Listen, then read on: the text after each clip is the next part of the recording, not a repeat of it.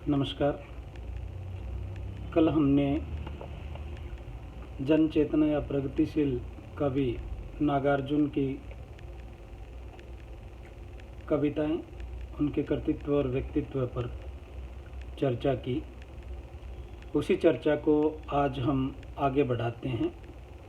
नागार्जुन के समग्र कृतित्व पर जो विद्वानों के विचार थे, उन विचारों से रूबरू होने का प्रयास कल के व्याख्यान में हमने किया था और इस व्याख्यान में हम नागार्जुन के संदर्भ में जितनी भी सारगर्भित बातें हैं उन सबको समेकित करने का प्रयास करेंगे। नागार्जुन और प्रकृति चेतना को भी विरोधी नहीं माना जा सकता।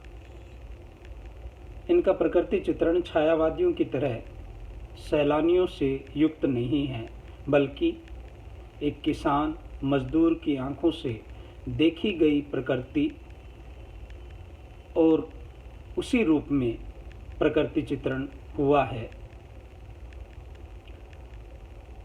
बादल को घिरते देखा है जैसी कविता पर रोमानियत का असर हमें कहीं भी दिखाई नहीं देता, बल्कि तत्कालीन यथार्थ को उद्घाटित करती यह कविता एक तरफ भारतीय प्रकृति के अनुपम सौंदर्य से युक्त दिखाई देती है, तो दूसरी तरफ उस खतरे का भी संकेत करती है जो पूंजीवादी षड्यंत्रों में छुपा हुआ था।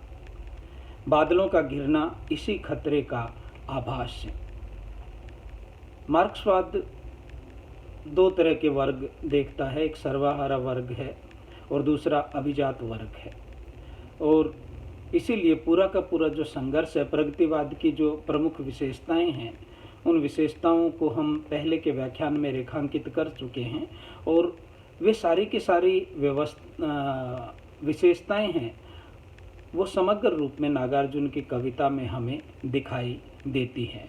और जिस तरह की हम बात कर रहे थे, उस तरह की एक महत्वपूर्ण कड़ी है, वो कड़ी कवि नागार्जुन है। नागार्जुन को यायावरी साहित्यकारों की श्रेणी में रखा गया है।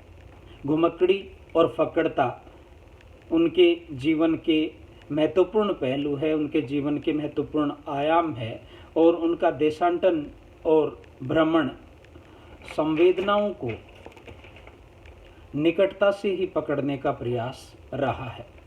प्रकृति चित्रण में यदि इनका मन प्रवासी मन उभर करके आता है, तो जन आकांक्षाओं के चित्रण में मिट्टी से सना हुआ इनका हृदय उमड़ उमड़ पड़ता है। चाहे राजनैतिक षड्यंत्र हो, सामंती शोषण हो या त्रुटिपूर्ण शिक्षा पद्धति, ये सारे के सारे विषय हैं, ये नागार्जुन की दृष्टि से अछूते नहीं रहते और सभी स्तरों पर व्यवस्था विरोध की भूमिका में कवि नागार्जुन हमें दिखाई देते हैं। इनकी कविता दुख हरण मास्टर ग्रामीण दोषपूर्ण शिक्षा पद्धति पर करारा व्यंग्य करती हुई हमें दिखाई देती है। कुछ पंक्तियां द्रष्टव्य है कि घुन खाए सैतीरों पर की बार खड़ी विधाता बांचे, फटी भीत है छत है चूती, आले पर बिस्तुइया नाचे। और इस प्रकार मिनट मिनट में लगा 5 तमाचे, दुख हरण मास्टर गढ़ता है आदम के सांचे। एक तरीके की जो हमारी शिक्षा व्यवस्था है, उस शिक्षा व्यवस्था की जो यथास्थिति है उसको तो वो रेखांकित करते ही हैं, लेकिन व्यंग्य के माध्यम से उसकी बखियां उगेड़ने में भी वो कसर नहीं छोड़ते। नागार्जुन का साहित्यिक जीवन जन चेतना और वर्ग संघर्ष से पटा हुआ हमें दिखाई देता है। स्वयं निजी जीवन में भी यह रचनाकार बाल्यकाल से ही अभावों और हीनताओं का शिकार रहा है। ऐसे में पारंपरिक सामंती व्यवस्था के शोषण और आगे चलकर विकसित होने वाली पूंजीवादी व्यवस्था के दमन के विरोध में जन जागरण की जैसी अभिव्यक्ति नागार्जुन ने की, उसकी झलक कहीं और भी हमें दिखाई नहीं देती। नागार्जुन का जन प्रेम छलावा नहीं था।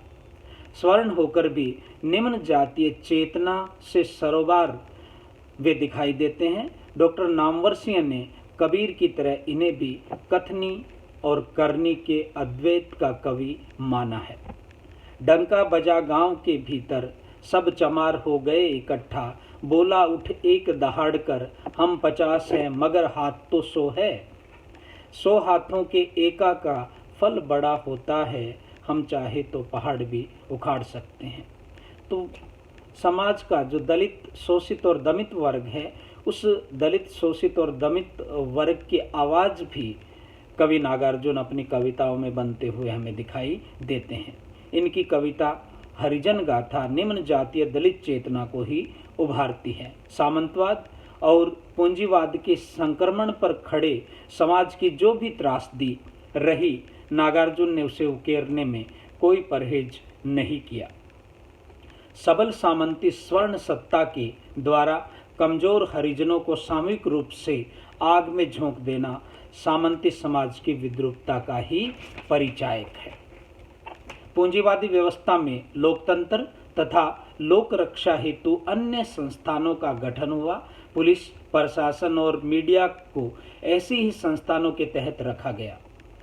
यह पूंजीवाद सामंतवाद की कब्र पर ही पनपा, लेकिन भारतीय सामाजिक परिवेश का ताना बाना दोनों की साठगांठ से उत्पन्न विकृतियों से ग्रसित दिखा। हरिजनों के दहन की आशंका को लेकर कुछ लोगों ने पुलिस थाने में सूचना दी, परंतु पुलिस की अपेक्षा इस सामंतवादी पूंजीवादी संयुक्त षड्यंत्र को ही उद्घाटित करती दिखी।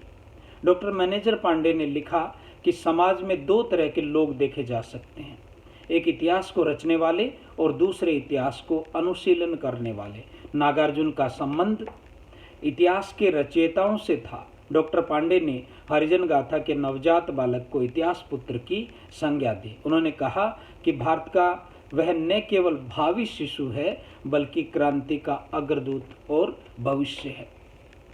समाज को वर्गगत खाइयों की जितनी चर्चा नागार्जुन की कविता में मिलती है, उतनी शायद किसी और में नहीं मिलती। परंतु अकाल और उसके बाद में जिस प्रकार अभावग्रस्त निम्न वर्ग का चित्रांकन नागार्जुन ने किया है, उससे ऐसा प्रतीत होता है कि नागार्जुन की यह कविता भूख केंद्रित कविता है। इस संक्षिप्त कविता में हालांकि 2 वर्गों का कहीं स्पष्ट उल्लेख नहीं है, परंतु फिर भी कविता आभास देती है कि समाज में 2 वर्ग सदियों से बरकरार है। एक सुविधाभोगी जिस पर अकाल और किसी प्राकृतिक आपदा का कोई असर नहीं पड़ता, जिनके लिए आपदा अवसर में बदल जाती है, और दूसरा वर्ग उस जर्जर, शोषित और फटे हाल का है जो प्राकृतिक दशाओं और प्राकृतिक आपदाओं में आंशिक परिवर्तन से भी दाने दाने को मोहताज हो जाता है। आज कोरोना के समय ऐसी स्थिति देखी जा सकती है। कविता कुछ ऐसे संकेत छोड़ती है कि सुविधाभोगी वर्ग की जमाखोरी और स्वार्थपरता के कारण ही सीमांत किसानों और मजदूरों की यातना उभरती रही है। नागार्जुन की भाषा जन सामान्य की ही भाषा है, परंतु काव्य विषयों के अनुरूप उन्होंने छंद तथा स्थापत्य को गढ़ने का प्रयास किया है। प्रगतिवादी मुक्त छंदीय कवि होकर भी नागार्जुन ने पारंपरिक छंदों का यत्र तत्र प्रयोग किया है। भारतेंदु की पैरोडियों और तुलसी की चौपाइयों को भी नागार्जुन ने अपनी कविता में शरीक किया है। अकाल और उसके बाद तथा हरिजन गाथा जैसी कविताओं की भाषा यदि तद्भव और देशज निष्ठ है, तो बादल को घिरते देखा है में तत्समी प्रवाह दिखाई देता है। धन्यवाद।